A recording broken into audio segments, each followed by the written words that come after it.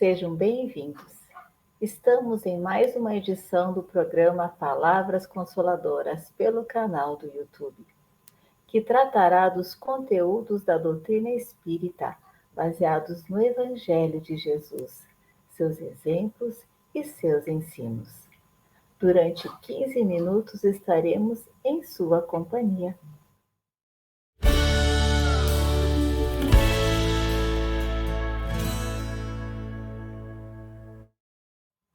A União Municipal Espírita de Caxias do Sul é responsável pela condução deste programa. E hoje vamos falar sobre o mandamento maior. Para nos ajudar a tratar deste assunto, convidamos a colega Karina Kissini. Seja bem-vinda, Karina. Olá, Rose. Olá aos nossos ouvintes. É sempre uma alegria imensa estarmos aqui em mais um programa Palavras Consoladoras.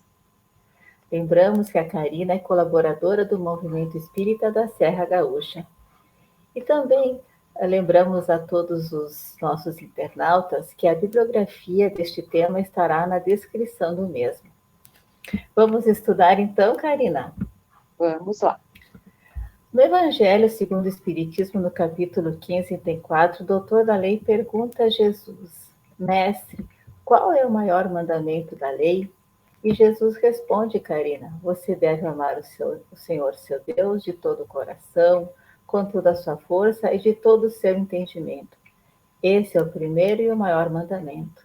E eis o segundo mandamento, que é semelhante ao primeiro: você deve amar o próximo como a si mesmo. Com essas informações, Karina, o que é o amor? E amar a si mesmo é amar o outro? E se sim, amar a si mesmo é amar a Deus? Vamos lá, então, vamos por parte. Para a gente poder falar e definir o que é o amor, eu vou lembrar de uma história que chama O que é o Amor. Haviam várias crianças na sala de aula e uma delas perguntou para a professora o que é o amor. A professora pensou que aquela pergunta tinha que ter uma resposta à altura. E como eles estavam um pouquinho antes do intervalo, ela solicitou que cada aluno trouxesse, quando desse uma volta no pátio, trouxesse alguma coisa que representasse o amor. Passou o tempo, eles voltaram para a sala de aula e a professora questionou o que cada um tinha trazido que representasse o amor. E aí, então, aí um foi lá e disse assim: professora, eu trago esse passarinho que eu encontrei. Olha como ele é bonito. Aí a professora, ok. Aí a outra criança disse assim: professora, eu trago essa flor tão bonita, olha como ela é colorida, ela representa o amor. Aí uma outra criança disse: olha, eu trago essa borboleta tão bonita, ela representa o amor. E todos foram falando e mostrando o que haviam trazido. Mas aquela garotinha lá da pergunta, ela não trouxe nada. E aí ela começou a ficar triste, porque todo mundo tinha trazido algum objeto, mas ela não tinha trazido nada. E aí a professora perguntou: mas por que você não trouxe nada? Aí ela respondeu: eu vi o passarinho, eu fiquei com vontade de pegá-lo, mas ele havia caído do ninho. Então eu peguei o passarinho e coloquei de volta para o ninho, porque aquela mãezinha passarinho estava tão aflita que eu vi a alegria dela nos seus olhos. Ok. Aí ela disse: eu vi a flor, mas eu pensei assim: eu vou arrancar essa flor. Mas aí eu deixei com que a flor perfumasse mais e mais o ambiente. Então eu resolvi que eu não arrancaria aquela flor. Eu vi também a borboleta. Tive ímpetos de pegar a borboleta. Mas a borboleta com seu colorido tão lindo e ela estava tão livre que eu resolvi que eu não ia trazer.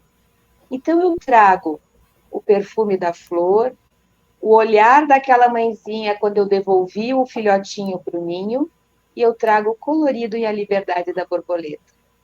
A professora disse: hoje você definiu muito bem o que é o amor. Tirou nota máxima.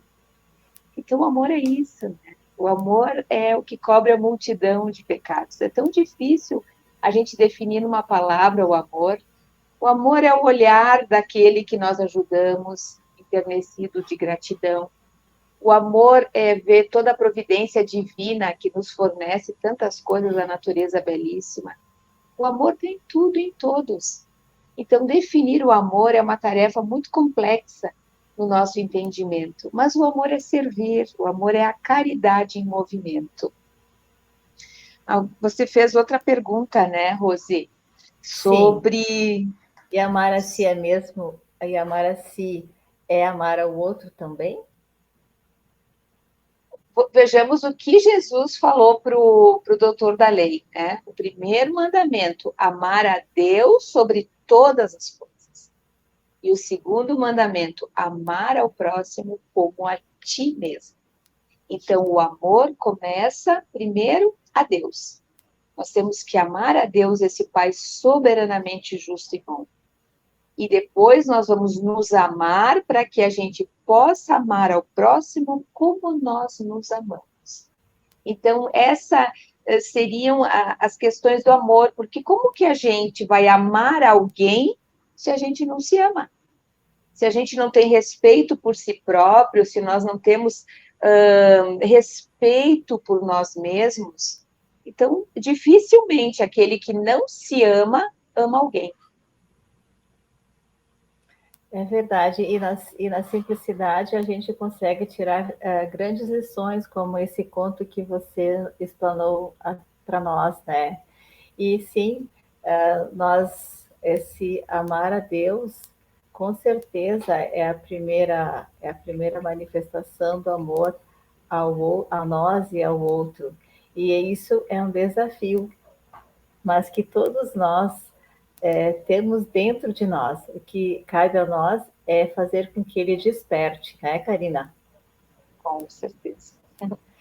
Caridade e humildade, eis o único caminho para a salvação. Por que, Karina, nos dias atuais, o amor usa a maquiagem da paixão, reciprocidade e filantropia?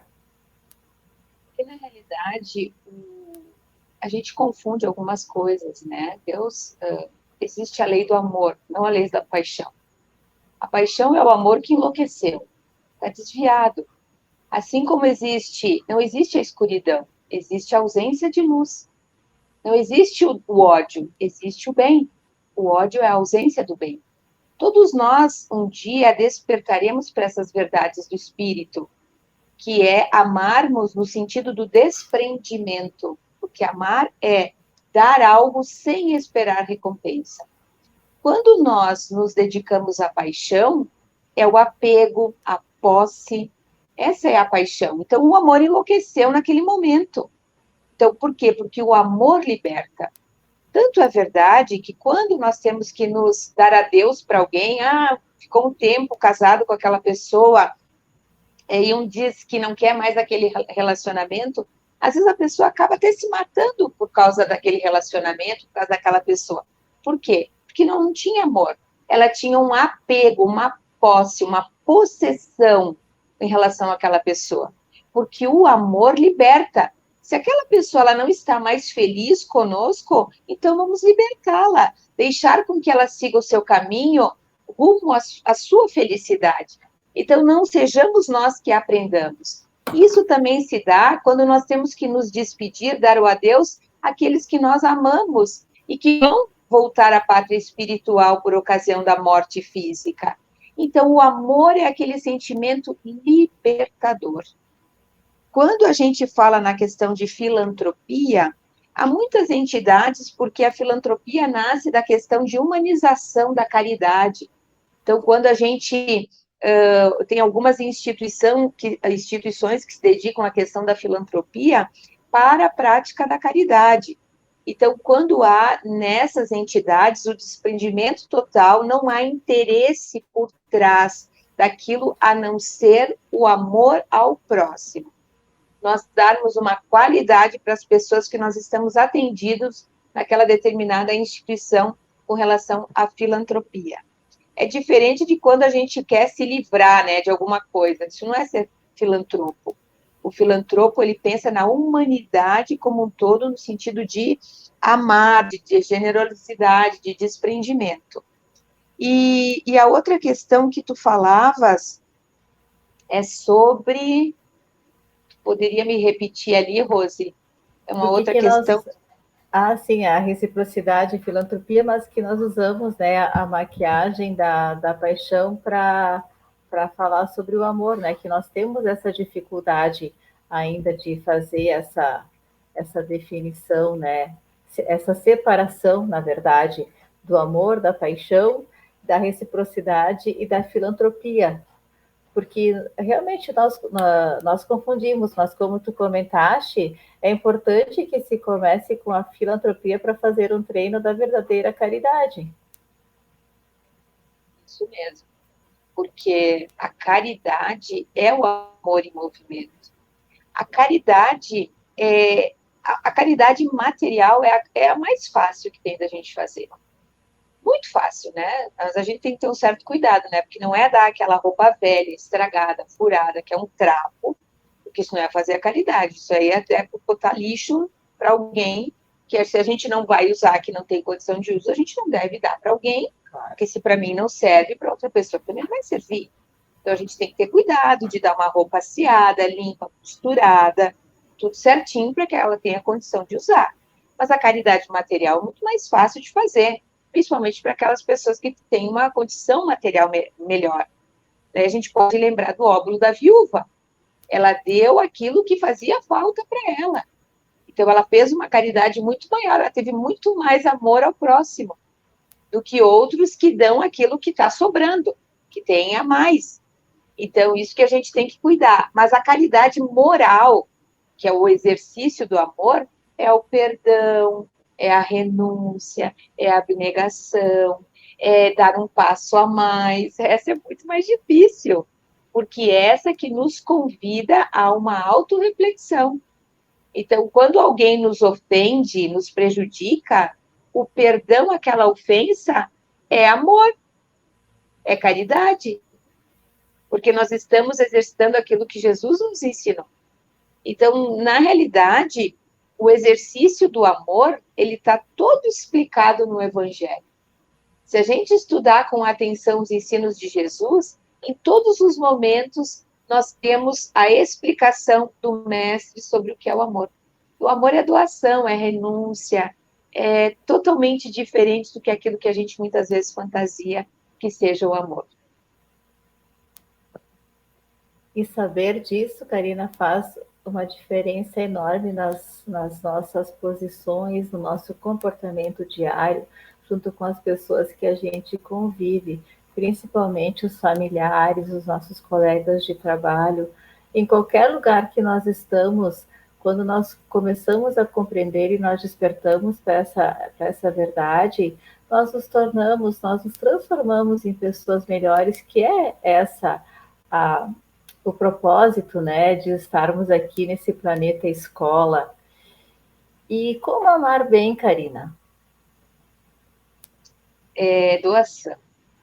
Amar bem é doar-se. É não esperar algo em troca. Amar é reclamar menos e servir mais. É a gente esquecer de nós mesmos. Esse é o verdadeiro sentido do amor. E aí a gente lembra de Jesus, né? Ele deu um exemplo maior, foi parar na cruz. Aqueles pés que tanto levaram o amor, caminharam por tantas regiões, foram pregados.